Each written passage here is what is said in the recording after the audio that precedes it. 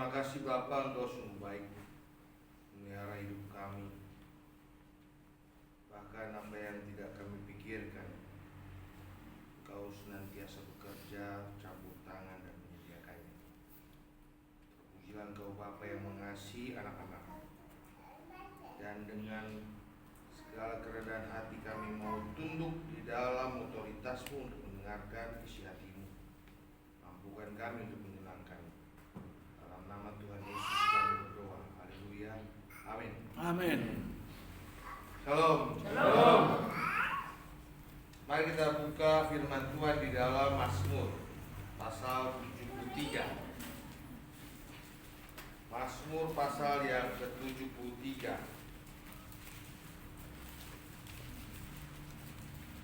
Ayat 1 sampai ayat yang ketiga. Tema firman Tuhan pada hari ini ialah tergelincir.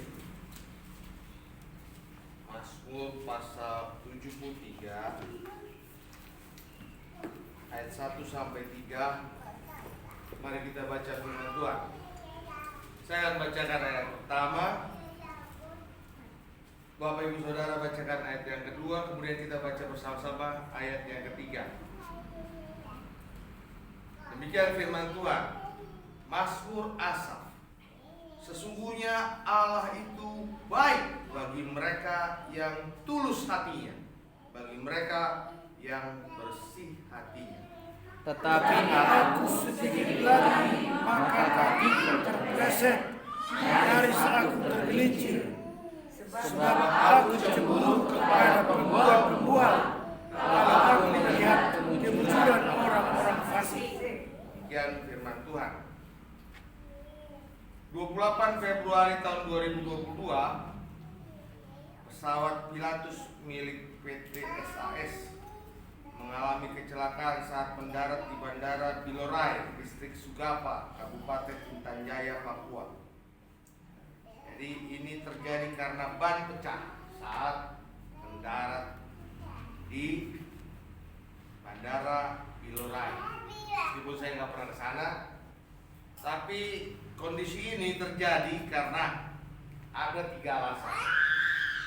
Ada 3 alasan pesawat ini tergelincir. Pertama, sang pilot tidak mengikuti prosedur penerbangan yang baik.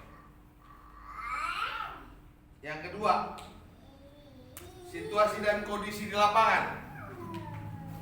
Di lapangan artinya apa? Pertama, pilot tidak mengikuti standar prosedur yang baik. Oke. Yang kedua, kondisi di lapangan tergelincir karena apa? Aspalnya ya, tidak bagus. Tidak mengikuti prosedurnya. Aspalnya, bukan pilotnya. Yang pertama tadi, pilotnya tidak mengikuti prosedur yang baik. Yang kedua, landasannya yang tidak mengikuti prosedur yang baik. Yang ketiga, di luar daripada itu, namanya force major. Force major. Force major apa? Bencana alam atau kejadian yang tidak terduga dari alam. Ya, sama seperti baru kemarin, baru ini, ya, kereta peluru, julukannya kereta peluru di Jepang, namanya Shinkansen. Kenapa dijuluki kereta peluru? Tahu kan? Karena kencangnya seperti peluru. 375 km per jam. Ya, kalau kami di Cina sama Caesar paling tinggi berapa, Sar? 270 ya? 275 ya kencang. Tapi sekencang-kencangnya 275, air kita nggak goyang. Botol air kami nggak goyang. Jadi kami bersyukur kami udah pernah naik kereta cepat.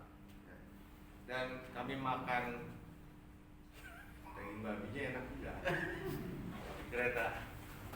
Saya nggak nyangka daging babi enak itu. Saya pikir cuma orang Batak yang bisa makan masak daging babi kan. Ternyata orang Cina pintar-pintar masak daging babi. Pantas juga istrinya enak sebentar ya. Ni hao, maaf. Jadi memang ternyata kereta peluru ini sudah didesain, keretanya hebat, keretanya hebat. Jadi kereta peluru ini kalau nggak salah masinisnya tinggal mengendalikan pakai komputer ya.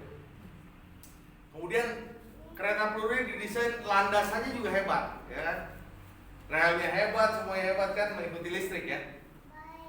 Tapi nggak akan tahan dengan yang namanya force major. Udah pilotnya hebat, masinisnya kan, landasannya juga hebat nih. Tapi dia nggak tahan dengan force major. Dak, terjadi gempa ya, 7,3 skala Richter, dia tergelincir. Nah, firman Tuhan hari ini, jadi di dalam hidup ini ada 3 hal, ya, 3 hal yang bisa membuat kita tergelincir. Pertama ialah Tuhan sudah memberikan kita SOP. SOP yang Tuhan berikan sebenarnya ada di mana? Ada di sini. Ya kan? Ada orang bilang ini hanyalah sebuah buku, betul. Bukunya Tuhan. Bukunya Tuhan untuk kita baca sebagai SOP. Ya kan? Kalau kamu punya laptop ini, mereknya apa? Ada mereknya Levi's, ada Tracer, ada Converse, banyak sekali merek laptop ini. Kayaknya laptop itu merek hebat ini. Karena semua jeans ada di sini, sepatu ada di sini. Sebenarnya merek laptopnya ada apa ini? Nah, ini beli baru bekas? Bekas ya?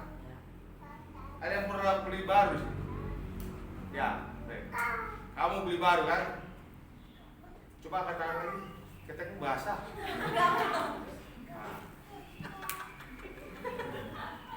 Nah, kamu pernah beli laptop baru kan?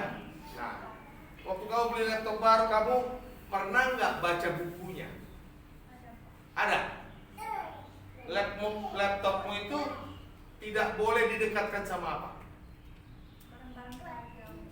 Barang-barang apa? Benda tajam. Oke. Benda tajam. Oke, yang lain. Boleh nggak kena air?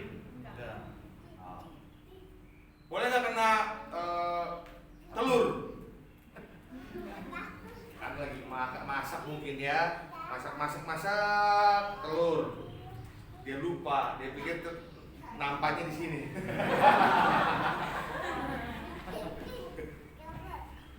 Ada lagi yang tahu? Emang boleh laptopmu dicas terus-menerus?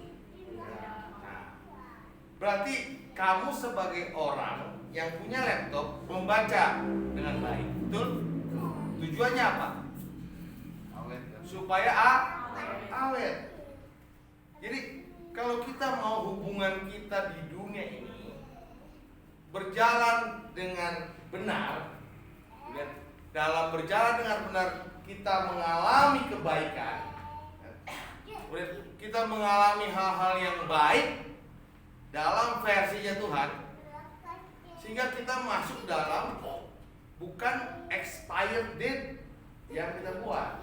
Susu ada expired date kan? Tapi Allah ingin agar kita masuk ke dalam apa? Memang kita ini manusia yang punya expired date karena dosa Adam dan Hawa. Kita ada expired date-nya. Tapi Allah sangat mengasihi kita sehingga Allah ingin agar sebenarnya umur kita panjang. Awal mulanya umur kita berapa? Dulu sekali. Metusalah hidup berapa tahun? 969.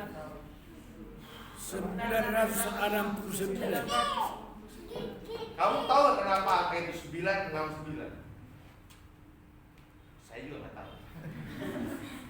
Makanya saya nanya, kenapa angka itu 969? Kok angkanya kebalik-balik gitu?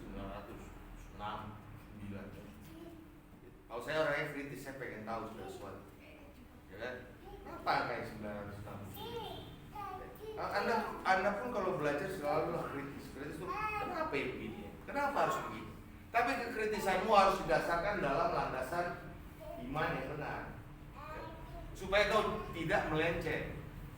Nah, Waktu engkau belajar, kemudian engkau memahami, wah umur manusia dulu 969, and then degradasi, turun berapa tahun?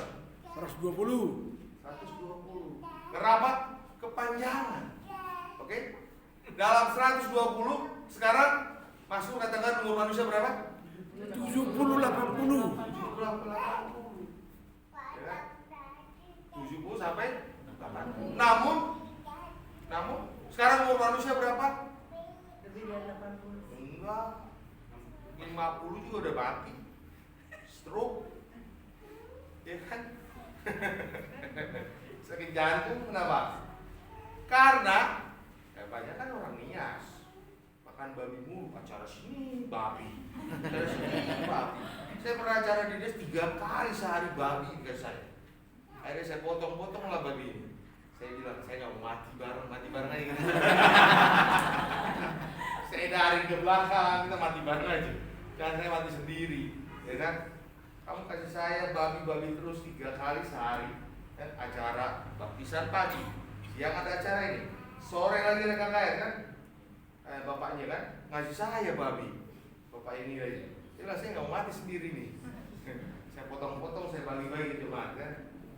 Nah jadi Tuhan memberikan kepada kita standar operation prosedur, ya. Jadi firman Allah dari perjanjian lama sampai perjanjian baru memiliki fungsi, ya. Mari kita baca 2 Timotius 3 ayat 16, ya. 2 Timotius 3 ayat 16 dikatakan di sini apa? Segala tulisan yang diilhamkan Allah bermanfaat untuk mengajar, terus menyatakan kesalahan, terus memperbaiki kelakuan, terus mendidik orang dalam kebenaran. Jadi firman Allah, ya, dari perjanjian lama sampai perjanjian baru itu berfungsi memperlengkapi umatnya. Karena Allah sangat sayang sama kita, ya, bukan saja umur yang diperhatikan, tapi Allah sangat sayang sama kita. Jadi firman Allah itu, SOP yang dia berikan itu bermanfaat untuk mengajar, ya. Bahkan untuk engkau berlaku baik, ya, kepada orang lain, bukan saja sama kamu, bukan saja sama saya, tapi buat orang lain. Karena Allah harus menggenapi janjinya. Kalau dikatakan kasihlah Tuhan Allahmu dengan segenap hatimu, kasihlah sama manusia, maka Allah menggenapi seluruh rangkaiannya dalam firman dari perjanjian lama sampai perjanjian baru untuk berfungsi bukan hanya bagi diri sendiri, tapi bagi orang lain. Jadi kita bisa menasehati orang, tapi menasehati orang lain tidak menasehati dengan akal pikir sendiri sehingga menjadi subjektif counseling. Objektif counseling adalah menasihati dengan sesuai apa yang terjadi dan firman Tuhan disampaikan, bukan sekedar pengalaman pribadi yang disampaikan. Itu subjektif jatuhnya. Tapi waktu kita berbicara pengalaman pribadi dan kita berhubungan dengan Tuhan dan kita menggalinya dan kita sampaikan sebagai confirmation ataupun klarifikasi bagi orang itu. Karena itulah manfaat dari firman Tuhan. Jadi kalau engkau menasihati orang lain, jadikan firman Tuhan menjadi landasan nasihat, bukan sekedar pengalamanmu sendiri. Itu subjektif. Dan akhirnya engkau terkesan menjadi guru. Dan firman Tuhan menasihati, berhati-hatilah engkau jika engkau jadi guru, mengambil peran sebagai guru. Oleh sebab itu engkau mengambil peran dalam hal ini adalah hanya alat, bukan sebagai guru. Alat yang memfasilitasi firman Tuhan untuk mengajar, untuk menasihati, untuk memperbaiki kelakuan orang. Jadi saat temanmu, saudaramu mengalami jalan yang salah, firman Tuhan berfungsi. Amin. Amin. Firman Tuhan pun berupa tulisan yang menjadi hidup, ya. Dalam Yohanes 1 ayat 4 sampai 5 kan, firman Allah itu telah menjelma menjadi manusia. Ya. Dan Ia menebus kita. Firman Allah itu menjelma menjadi manusia. Dia menebus kita. Untuk apa? Untuk apa terjadi? Supaya Tuhan sendiri menggenapi Ulangan 30 ayat 14. Ulangan 30 ayat 14 dikatakan firman Tuhan gini. Tetapi firman ini, dikatakan firman ini menunjuk siapa? Ini penggenapan untuk Yohanes 1 ayat 4 sampai 5. Tetapi firman ini sangat dekat kepadamu. Sangat dekat kepadamu. Padahal ditulis jauh lama sekali. Dikatakan, tetapi firman ini sangat dekat kepadamu, yakni di dalam mulutmu dan di dalam hatimu untuk dilakukan. Artinya apa? Tuhan Yesus sudah turun ke dunia, menjelma kepada manusia. Kenapa? Allah sendiri merasakan dosa itu susah dilawan. Dia merasakan beratnya hidup di dalam ikatan dosa. Maka Allah firman itu menjelma menjadi manusia. Untuk apa? Menebus yang tidak bisa dilakukan manusia. Dilakukan oleh Allah sendiri. Yang tidak bisa dilakukan manusia itu dilakukan oleh Allah sendiri. Dia turun tangan. Dia turun tangan memulihkanku. Aku percaya Tuhanku dahsyat. Turun tangan memberkatiku. Jadi Allah turun tangan untuk melakukan yang tidak bisa dilakukan manusia dan sekaligus menggenapi firman-Nya di dalam Ulangan 30 ayat 14. Supaya betul-betul bahwa firman Allah itu dekat sama kita. Dia hanya sejauh doa. Artinya apa itu? Artinya bahwa Tuhan itu tidak jauh. Benar, Ia Allah yang maha tinggi, maha kekal, ada di surga. Ia Allah yang imanen dan transenden. Dia Allah yang duduk di kerajaannya, namun Dia Allah juga yang hadir di sini. Dia Allah yang hadir di sini dalam waktu yang sama. Dia hadir di Amerika. Dan iblis tidak bisa lakukan ini. Iblis tidak bisa transenden, ya, imanen. Ya. Tapi Allah hadir di sini. Di saat yang sama Dia hadir di tempat lain, di waktu yang berbeda. Sebab Dia adalah Allah yang omnipresent. Dia Allah yang omnipresent. Dia Allah yang maha hadir. Nah, Bapak Saudara yang dikasih Tuhan, yang kedua, karena pilot itu benar-benar tidak mengikuti operation prosedur. Oke, yang kedua adalah karena landasannya nggak baik. Landasan yang baik ini berbicara apa? Lingkungan. Ya. Jadi landasan yang tidak baik, oke, pesawatnya, pilotnya udah mengikuti, tapi karena landasannya nggak baik, ini bicara apa? Lingkungan. Jadi situasi dan kondisi namanya. Dan situasi dan kondisi dalam hidup ini didasari dua faktor. Pertama adalah diri kita sendiri. Halo? Ya. Situasi dan kondisi itu faktornya adalah diri kita sendiri. Allah memberikan firman-Nya menjadi SOP untuk kita. Tapi masalahnya, apa kita mau menjadikan ini menjadi SOP? Ini di diri kita. Ya. Sudahkah kita dibangun di atas dasar yang kokoh?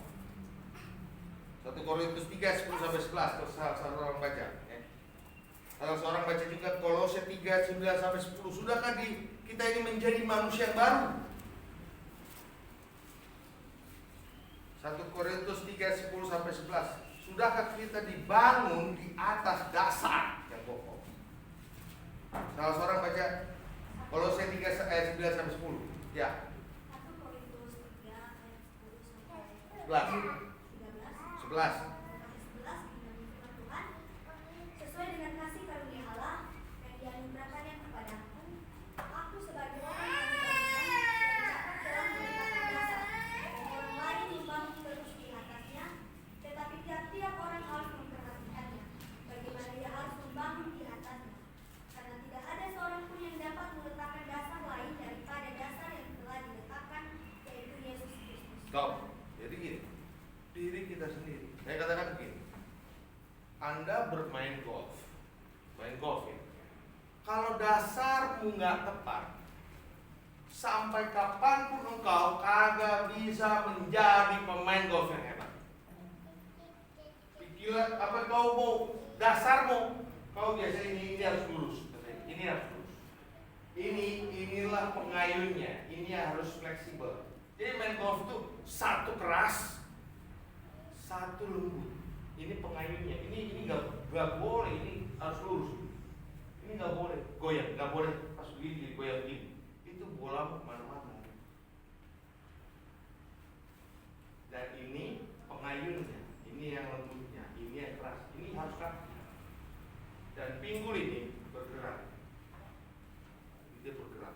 Dan dasar itu memang susah, bukan gampang dasar itu. Tapi seringkali orang menggampangkan dasarnya. Sekali lagi. Dasar itu susah. Tapi sering orang menggampangkan dasarnya. Sehingga akhirnya dia tidak pernah menjadi pemain hebat. Karena menggampangkan dasarnya.